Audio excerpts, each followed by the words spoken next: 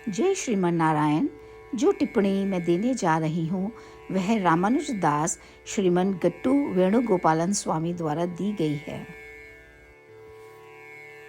अध्याय 2 सांख्य योग श्लोक 39। येषा ते अभिहिता सांख्ये बुद्धिर्योगे तु इमां शृणु बुद्ध्या युक्तो यया पार्थ कर्मबन्धं प्रहास्यसि। ओम। गीताचार्य श्री कृष्ण परमात्मा अर्जुन सहित हम सभी को उपनिषदों का सार और ब्रह्म विद्या की शिक्षा दे रहे हैं। परमात्मा कह रहे हैं, हे अर्जुन, स्वाभाविक रूप से कोई भी बंधन को पसंद नहीं करता। हमें बंधन से मुक्त होने की इच्छा करनी चाहिए।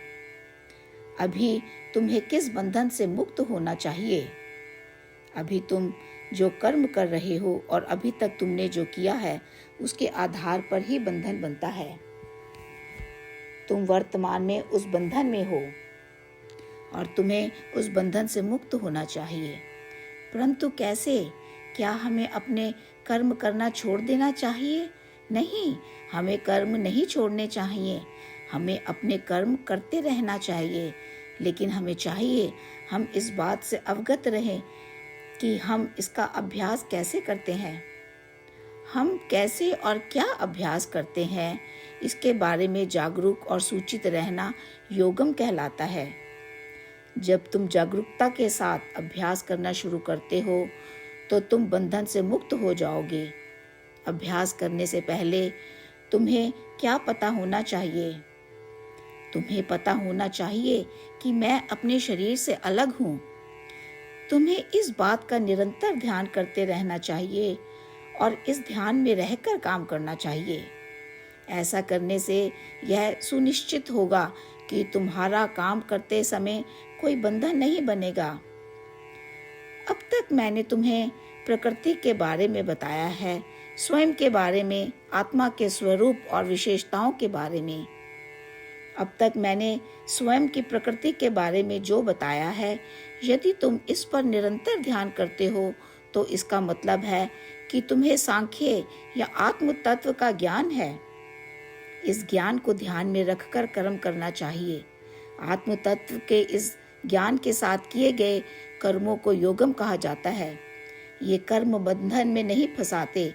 और इतना ही नहीं, यदि तुम आत्म तत्व के ज्ञान के साथ अपना कार्य करते रहोगे तो तुम न केवल वर्तमान बंधनों से मुक्त हो जाओगे, बल्कि पूर्व में बने बंधनों से भी मुक्त हो जाओगे। अब तक मैंने तुम्हें सांख्य या आत्म तत्व के ज्ञान के बारे में सिखाया है और अब मैं तुम्हें योग के बारे में समझाऊंगा कि आत्मा के ज्ञान को ध्यान में रखते हुए अपने कार्यों को कैसे करना है।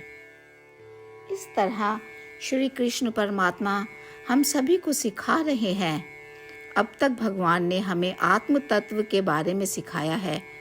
उन्होंने हमें अपनी प्रकृति के बारे में सिखाया है और हमें भगवान की शिक्षा को ध्यान में रखते हुए अपना काम करना चाहिए।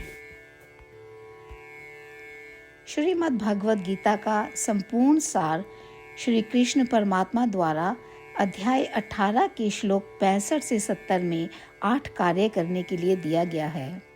श्री कृष्ण कहते हैं, मैं उन लोगों से प्रेम करता हूँ जो इन 8 बातों का पालन करते हैं। मैं उन भक्तों की हर तरह से रक्षा करूँगा। श्री कृष्ण परमात्मा द्वारा बोली गई संपूर्ण भगवद गीता को सुनने के बाद अर्जुन कहते हैं, करिष्ये वचनम तवा, जिसका अर्थ है, श्री कृष्ण, मैं वैसा ही करूँगा जैसा कि आप कहते हैं। यही कारण है कि श्री कृष्ण ने अर्जुन को सभी प्रकार की सफलताएं और विजय प्रदान की है। आइए हम परमात्मा को अपना वचन दें कि हम इन 8 कार्यों का पालन करेंगे। परमात्मा को इस शब्द देने से बड़ी कोई पूजा, तप या यज्ञ नहीं है। मैं यह 8 व्रत कहूँगी जो हमें करने चाहिए। आप सब कृपया अपने मन और हृदय में इन पर विचार करें। इस तरह से हम श्री कृष्ण को अपना वचन देते हुए हम सभी श्री कृष्ण के प्रसन्न भरे मुख की कल्पना करें और इस आनंद को महसूस करें। जय श्रीमन नारायण। ये है हमारे 8 वादे। हमारा पहला वादा, हे श्रीमन नारायण, जैसा कि आपने निर्देश दिया है, मैं हमेशा आपका ध्यान करूंगी और आपके बारे में सोचूंगी।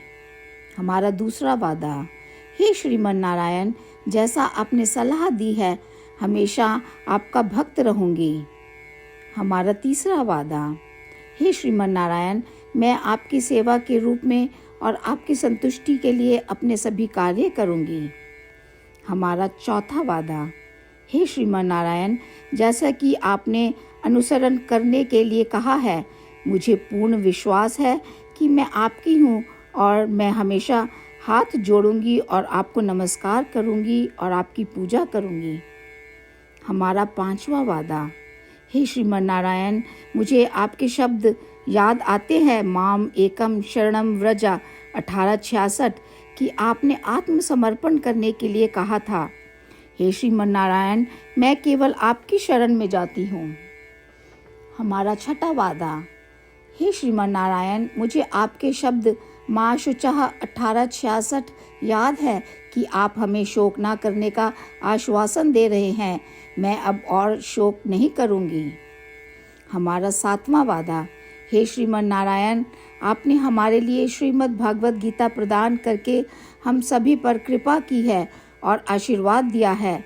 मैं प्रतिदिन कम से कम 1 श्लोक पढ़ने या सुनने का वादा करती हूँ। हमारा 8वां वादा, हे श्रीमन नारायण, आपने गीता को पूरी मानवता तक पहुँचाया। मैं गीता में आपके दिव्य शब्दों को उन भक्तों तक पहुँचाने की कोशिश करूँगी जो गीता से अपरिचित हैं। हमने अभी अभी परमात्मा से अपने 8 वादे किए हैं। श्रीमन नारायण को हर दिन यह वचन देना कि हम वही करेंगे जो वे स्वयं कहते हैं, अपने आप में एक महान पूजा है।